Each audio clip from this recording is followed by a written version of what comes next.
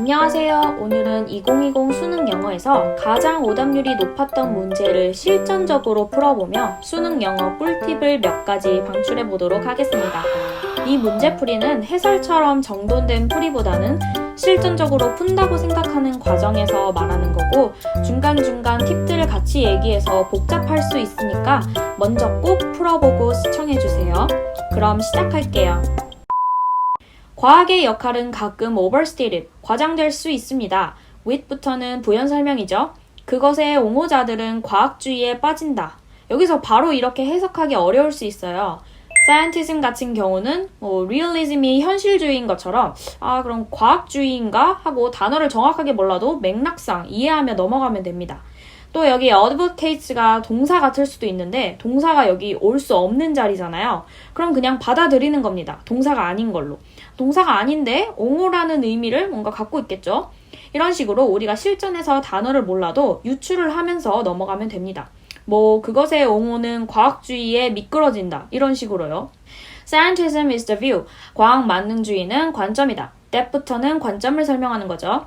현실에 대한 과학적 묘사만이 유일한 진실이다. 이 말은 뭐예요? 진실이라고 하는 것은 과학적으로 묘사가 되어야만 진실이라고 말할 수 있다라는 거죠. 그냥 직역한다고 넘어가면 안 돼요. 말을 내가 이해를 해야지 넘어가는 겁니다. 지금까지 계속 그럼 사이언스의 관점에 대해서 얘기를 하고 있는 것 같네요. With the advance of science, 과학의 발전에 따라 경향이 있었다. 과학 만능주의에 빠지는 과학 만능주의? 지금 사이언티즘이 계속 반복되고 있어요. 앞이랑 내용이 반복되면 이것이 중심 소재인 것 같다 라고 하고 집중을 해야 되는 겁니다. And assume that, 가정합니다. 어떤 사실적 주장이 진짜이게 될 수 있다. 만약, 그리고 오직 만약에 과학적이라는 용어가 정확히 그것에 속하는 것으로 생각될 수 있을 때만. 이게 뭔 소리야? 알겠죠? 뭔 소리예요 이게? 우리 계속 과학 만능주의에 대해서 얘기를 했어요. 과학 만능주의가 뭐였어요? 과학적 묘사만이 유일한 진실이 될 수 있다며요. 이거 똑같은 말을 풀어서 얘기를 한 거예요. 어렵게. 이걸 하나하나 다 따질 시간이 없어요. 일단 만약에 그리고 오직 만약에 이런 거에 집중하시지 마시고 과학 만능주의에 대해서 얘기를 하고 있구나. 이거는 아까 했던 얘기니까 그거랑 똑같은 관점이겠지 하고 넘어가야 합니다. 물론 해석을 하지 말라는 게 아니고 비슷한 맥락인 것 같은데 해석을 정확하게 할 수 없을 때 그럴 때 얘기를 하는 거예요. 실전적으로. 일단 the consequence, 그 결과는 non-scientific approaches to reality, 현실에 대한 비과학적 접근 방식. 자, 과학적 얘기를 하다가 비과학적 나왔어요. 반대 얘기죠. 그러면 집중을 해야 합니다. And that부터 word까지는 큰 괄호라고 생각하면 돼요. 부연 설명. 깊게 읽지 말고 그냥 훑어서 가면 되고 may become부터 다시 집중하는 거예요. 그것은 미술, 종교, 개인적 이런 것들을 포함한다. 결국 이게 뭐야? 비과학적이라는 거에 그냥 예시인 거예요. 예시. May become labeled. 분류될지도 모른다. As merely subjective. 단순한 주관적으로 여겨진대요. 아까 전엔 과학적만이 사실이고 얘네는 주관적이래. 완전 반대로 얘기를 하고 있죠. And therefore, 그래서 a little이 정말 빈칸에서 정말 중요해요. 부정적 표현, 빈칸 앞에 부정적 표현이 나오는 거 꼭 체크하세요.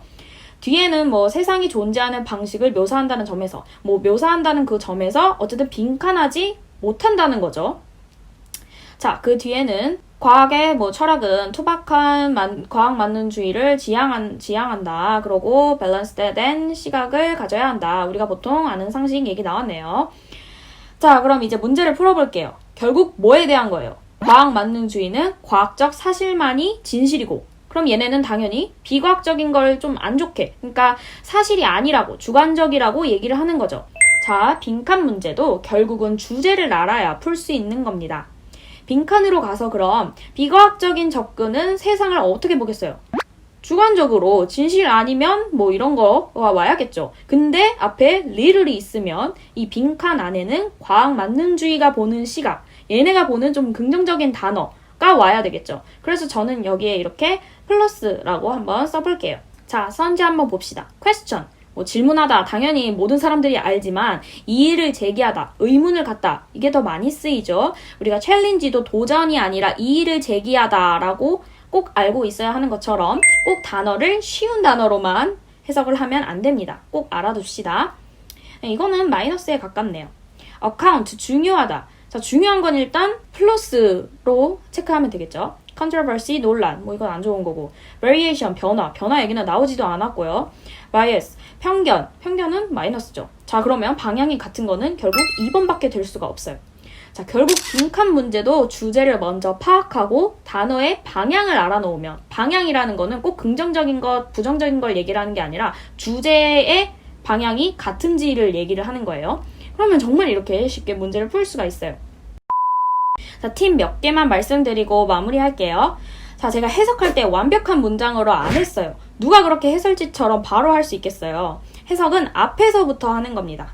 그러고 동사, 서술어를 찾으면 끊으세요. 큰 구조를 보고 디테일을 나중에 보세요. 두 번째, 수능은 같은 내용을 다르게, 어렵게 얘기합니다. 이 말은 곧 쉬운 문장 하나 이해하면 나머지를 그거 토대로 이해하면 된다는 소리예요.